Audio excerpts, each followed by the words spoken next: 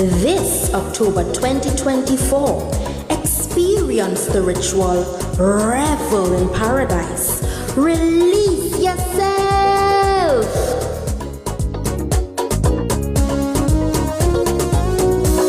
From the greatest little island on the planet, this is the Tobago Carnival 2024.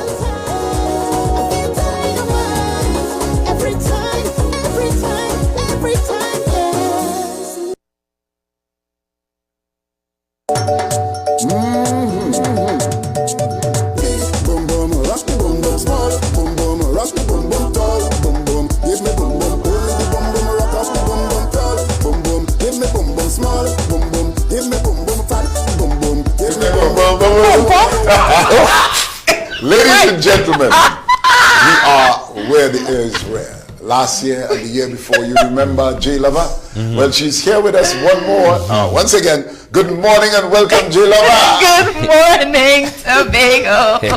Yes, you're finally here. Yeah, I'm so excited. I look forward to coming every year, of course, hanging out with Brother B and, of course, you, Juby. And I just like the vibes. I like the vibes for Tobago 5. I like the vibes in Tobago. I like the vibes for Carnival. Yeah. And people wouldn't, I mean, as we mentioned earlier on, you always with us around this season. So basically, the Carnival, this is the third installation and you're here for the third time with us. Yeah. But people, just so people who don't know, you travel across the world experiencing different cultures and, of course, presenting yourself and stuff. Just a quick capsule of Jlova for those who probably hearing you for the first time. Okay, as a journalist, I never prepare for this because I never like to talk about myself. I want to talk about what you're doing. But all right, for those of you guys who don't know, my name is Jeanette Jlova. As everybody calls me, I am an international journalist. I started off my journalism in Tempo Networks and I still work there. And now I'm co-hosting with you guys in Tobago Channel 5. And you know, in between time when I'm not with you guys, I am traveling the world. Most recently, I went to Senegal. And I've just been doing some, you know, some really journalistic work, talking to people and just understanding cultures and how we correlate, you know. And so, you know, I'm just happy to be here. When I'm in Tobago, all I'm thinking about is Tobago. Yeah, period. Right. I can't remember what happened before. I don't know what happened after. All I know right now, we're in Tobago Carnival. Excellent. And it's on the backdrop of just like beauty. Very good. Beaches, good food, nice people. Beautiful, man. Yeah.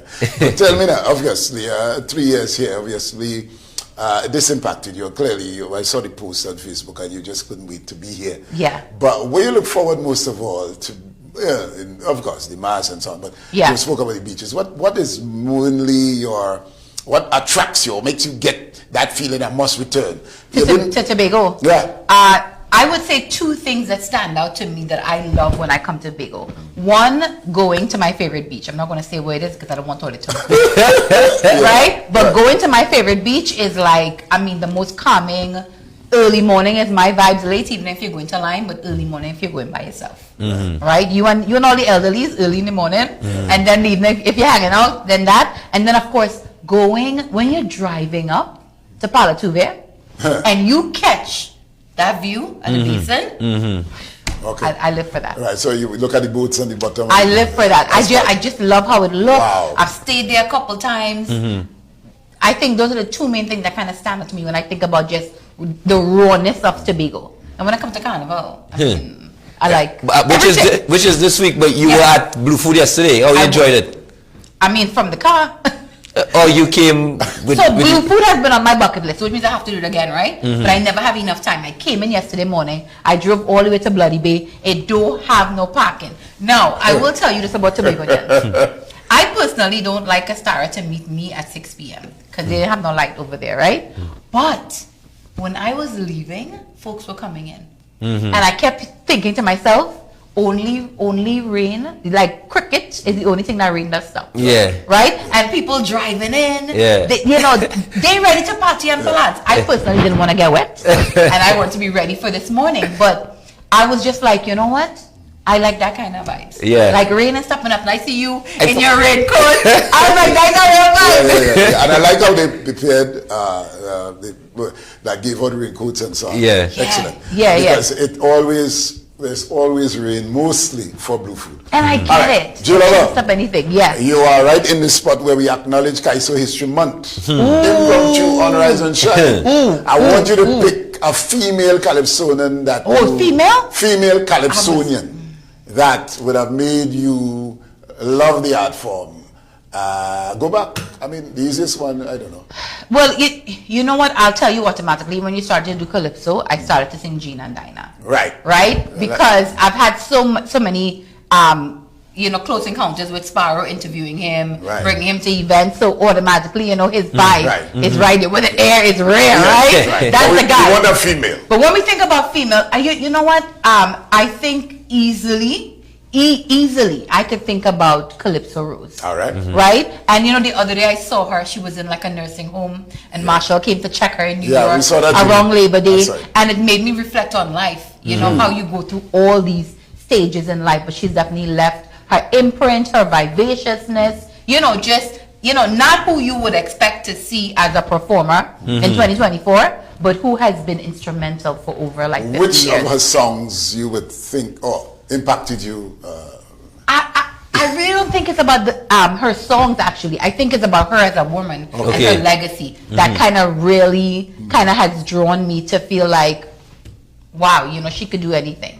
And when I think about her, I think about even a woman, Drupati. Okay. Someone who people wouldn't really think about, but who has been as like an outstanding artist. Right. And we normally would sing a piece of the song. Which song for Rose, according to Lover, chose Rose, right? Calypso. Yeah. Rightfully deserving. She's an icon. We love her and so on. Which of her songs that would stay with you forever, maybe? You know what I mean? She is fiery, so fire in your wire. But I can't reach up there, them notes, them notes, that pitch.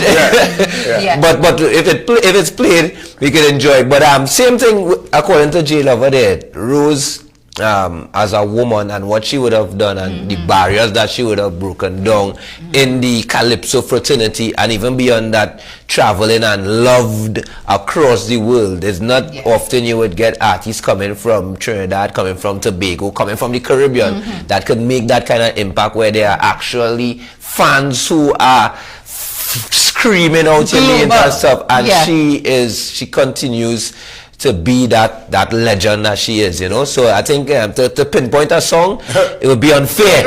I would. When she did thanks, I want to thank my mother, my father, my grandfather. So you see, Tobago, I thank thee.